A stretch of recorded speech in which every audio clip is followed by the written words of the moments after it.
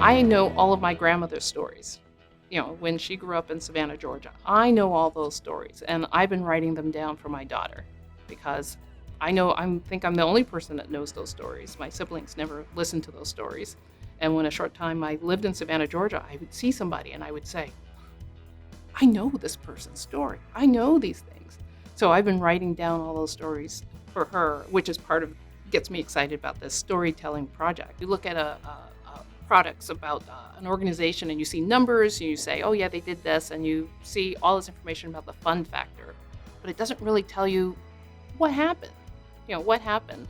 And so in storytelling, you're actually hearing the story. There are chapters of a story, long story. So that's one type of story. Second story is a snapshot of a situation.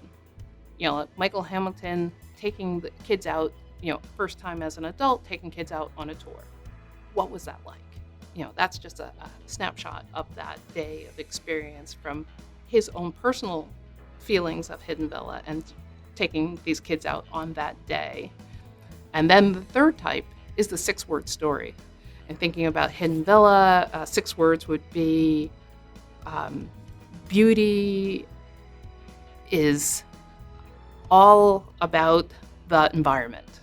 That's just 6 words off the top of my head. But then if there was a situation that I had gone to, if I had gone on a farm tour or seen some of the new lambs that were just born or the new piglets, it might be piglets and new lambs eat a lot.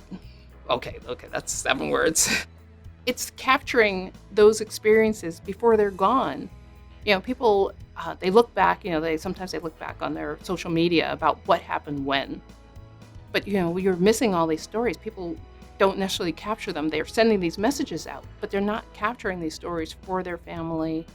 Businesses are now trying to capture these stories to help with their business to go with those numbers. hiddenvilla.org. We'll be sending out information out to the public on the website, asking people for their stories, because people have stories from the CSA pickups, with the pickups for vegetables, and they have stories about, when their kids were in camp, and they have stories about just being on the beautiful trail in the sunrise.